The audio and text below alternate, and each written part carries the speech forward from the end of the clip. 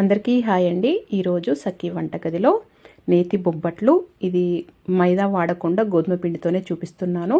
ఇది చిన్నపిల్లలైనా కానీ ఈజీగా చేసుకునే విధంగా మీరు కొత్తగా చేస్తున్నా కానీ ఈ ట్రిక్తో చేయండి, పర్ఫెక్ట్గా చేయగలుగుతారు. పూర్ణము మెత్తగా అయినా కానీ మీకు చేయడం రాకున్నా కానీ ఈ ట్రిక్తోనే ఒకసారి ట్రై చేసి చూడండి, పర్ఫెక్ట్గా చేయగలుగుతారు. చాలా సాఫ్ట్గా పెద్దగా చేయగలుగుతారు.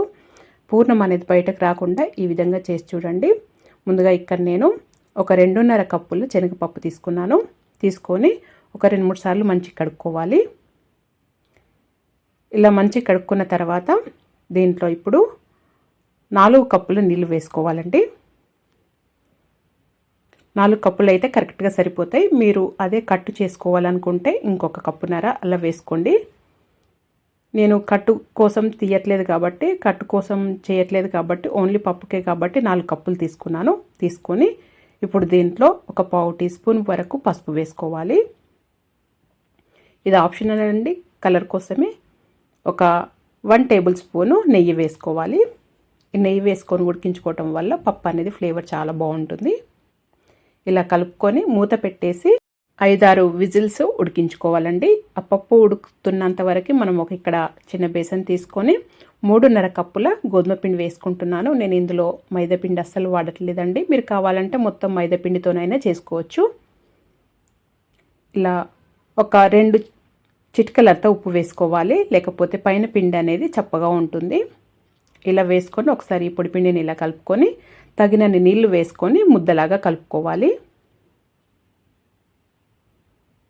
ఇలా ముద్దలాగా కలుపుకున్న తర్వాత ఒక 2 టీ స్పూన్ల నూనె వేసుకోవాలండి. ఇది ఎందుకంటే చేతికి అంటుకోకుండా ఇలా నూనె వేసుకున్న తర్వాత ఒక 5-10 నిమిషాలు ఇలా గట్టిగా ప్రెస్ చేస్తూ పిండిని ఇలా ఖచ్చితంగా కలుపుకోవాలి. ఇలా కలుపుకోవటం వల్ల మీకు సాఫ్ట్గా చాలా బాగుంటుంది.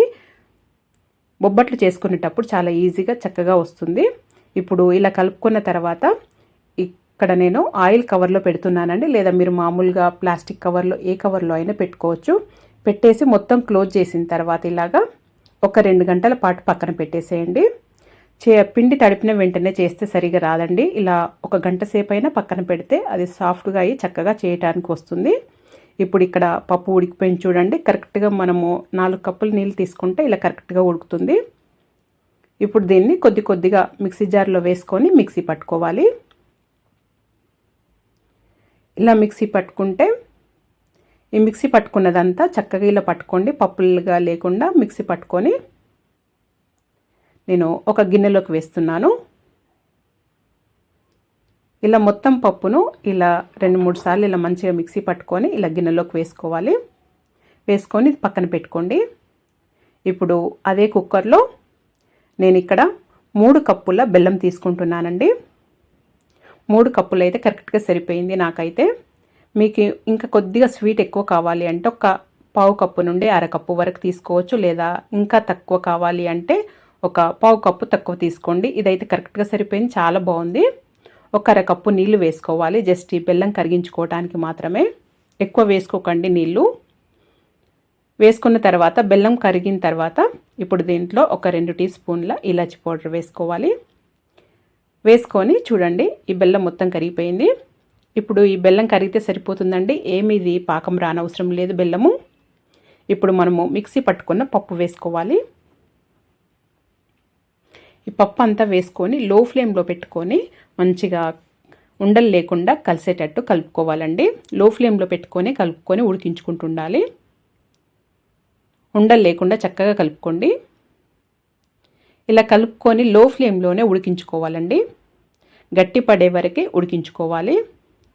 ఇలా లాస్ట్లో మళ్ళీ ఒక 1 టేబుల్ స్పూన్ నెయ్యి వేసుకోండి. ఈ పూర్ణంలో చాలా రుచిగా ఉంటుంది. ఇలా నెయ్యి వేసి మొత్తం గట్టిపడే వరకు ఉడికించుకోవాలి. ఇలా మొత్తం గట్టిపడిన తర్వాత చూడండి చల్లారింది, ఇంకా కొద్దిగా వేడిగా ఉందండి. ఇప్పుడు దీన్ని ఇలా మొత్తం చల్లారిన తర్వాత ఇలా కొద్దిగా గట్టిగా అవుతుంది చూడండి. ఇలా అయ్యే వరకు ఉడికించుకోవాలి. ఇలా చేసి పెట్టుకోవటం వల్ల పూర్ణం ఎన్ని రోజులైనా పాడవదండి. 1 వీక్ 10 డేస్ వరకు కూడా నిల్వ ఉంటుంది ఫ్రిడ్జ్లో పెట్టుకుంటే. ఇలా మూత పెట్టేసి ఒక గిన్నెలో మూత పెట్టేసి 10 డేస్ వరకు కూడా నిల్వ ఉంచుకోవచ్చు. ఎప్పుడంటే అప్పుడు ఇలా బొబ్బట్లు చేసుకోవచ్చండి. కావాల్సినంత పూర్ణము ఇలా ముద్దలాగా చేసుకొని ఇప్పుడు పిండి చూడండి, ఒక 2 గంటల తర్వాత చూపిస్తున్నాను. చాలా సాఫ్ట్గా అవుతుంది. ఇలా కవర్లోనే ఉంచుకొని మనకు కావాల్సినంత తీసుకొని పిండిని ఇలా నేను చేయిలపైనే జస్ట్ ఇలా వెడల్పుగా అంటున్నానండి. మీరు కింద కొద్దిగా చపాతీ కర్రతోనైనా ఇలా వెడల్పుగా అనుకోనైనా పెట్టుకోవచ్చు. నేనైతే చేయి పైనే ఇలా చేస్తున్నాను. తర్వాత ఈ పూర్ణం ఇలా పెట్టేసి మొత్తం ఇలా క్లోజ్ చేయాలి. ఇలా మొత్తము ఇలా పిండి మొత్తం ఇలా అయ్యేటట్టు నేను చూపిస్తున్న విధంగా చేయండి. ఈజీగా వచ్చేస్తుంది.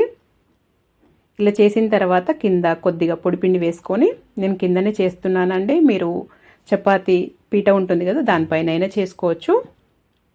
ఇలా పొడిపిండి వేసుకొని ఇలా చేయితోనైనా ఇలా ఫస్ట్ ఇలాగా చేయితోనే తట్టాలండి. అలాగైతే పూర్ణం అనేది బయటకు రాకుండా బాగొస్తుంది. తర్వాత చపాతీ కర్రతోని ఇలా లైట్గా ప్రెస్ చేస్తూ ఇలా బొబ్బట్లు చేసుకోవాలి. ఇలా చేసుకున్న తర్వాత కాల్చుకోవటమే, లేదా అలా కాకుండా ఈ ట్రిక్తో చేయండి. ఈజీగా వస్తుంది మీకు. మనము ఎంత బొబ్బట్టుకైతే తీసుకుంటామో పిండి, దాన్ని 2 భాగాలుగా చేయండి. చేసి చిన్న చిన్న చపాతీలాగా చేసుకోండి. ఈ విధంగా 2 చేసి పెట్టుకున్నానండి. చేసుకున్న తర్వాత ఒక చపాతీ పైన ఈ పూర్ణం పెట్టుకోవాలి. ఈ పూర్ణం ఎక్కువ పెట్టుకున్నా ఏం కాదండి, బయటకు రాదు. ఈ పూర్ణం అంతా ఈ చపాతీకి అంతా ఇలా నేను చూపిస్తున్న విధంగా వెడల్పుగా స్ప్రెడ్ చేసుకోండి. పూర్ణం మీకు లూజ్ అయినా కానీ ఈ విధంగా చేసుకుంటే ఏం కాదండి. గట్టిగా అయినా కానీ లూజ్ అయినా కానీ ఈ విధంగా చేసుకోవచ్చు. ఇంకొక చపాతీ ఇలా పైన పెట్టుకోవాలి. ఇలా పైన పెట్టుకొని సైడ్స్ అంతా గట్టిగా ప్రెస్ చేస్తూ, విడిపోకుండా ఇలా గట్టిగా ప్రెస్ చేస్తూ ఫింగర్స్తోని ఇలా చేయాలండి. ఇలా చేసిన తర్వాత పైన పొడిపిండి వేసి ఇలా పూర్ణాన్ని లైట్గా ప్రెస్ చేయాలి. ఇంకొక వైపు టర్న్ చేసుకొని మళ్ళీ చేయితోనే ఇలా కొద్దిగా ప్రెస్ చేసుకోండి. ఇది మొత్తం చేతిపైనే ఇలాగ చేయొచ్చు, కానీ నేను చపాతీ కర్రతో చేసి చూపిస్తున్నాను చూడండి. ఇలా ముందుగా చేయితో చేసుకున్న తర్వాతనే మళ్ళీ చపాతీ కర్రతోని లైట్గా ప్రెస్ చేసుకుంటూ ఎంత పెద్దగా అంటే అంత పెద్దగా చేసుకోవచ్చండి. ఈ విధంగా చేస్తే మీకు పూర్ణం అస్సలు బయటకు రాదు.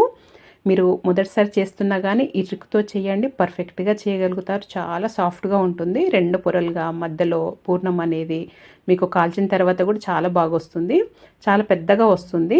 మీకు లావుగా గట్టిగా ఉండకుండా ఈ విధంగా చేశారంటే సాఫ్ట్గా మెత్తగా చాలా పెద్దగా చేసుకోవచ్చు.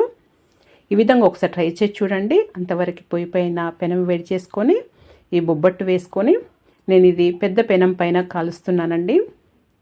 వేసుకొని 2 వైపులా కాల్చుకొని పెనం పైనే నెయ్యి వేసైనా కాల్చుకోవచ్చు, లేదా ఇది బొబ్బట్టు అయిన తర్వాత తీసైనా కానీ వేడి బొబ్బట్టు పైన కూడా నెయ్యి వేసుకొనైనా సర్వ్ చేసుకోవచ్చండి. ఈ విధంగా ఈ ట్రిక్తో ఖచ్చితంగా ట్రై చేయండి. మీరు మొదటిసారి చేస్తున్నా కానీ పర్ఫెక్ట్గా చేయగలుగుతారు. ఒకసారి ఈ విధంగా ఈ ట్రిక్తో ట్రై చేసి చూడండి, మీకే నచ్చుతుంది. వేడివేడి బొబ్బొట్టు పైన ఇలా నెయ్యి వేసుకొని వేడివేడిగా సర్వ్ చేసుకుంటే చాలా రుచిగా ఉంటుంది. ఈ విధంగా మీరు కూడా ఒకసారి ట్రై చేయండి. మరి మీకు కనుక వీడియో నచ్చినట్టయితే లైక్ చేయండి, షేర్ చేయండి, సబ్స్క్రైబ్ చేసుకోండి. Thank you for watching.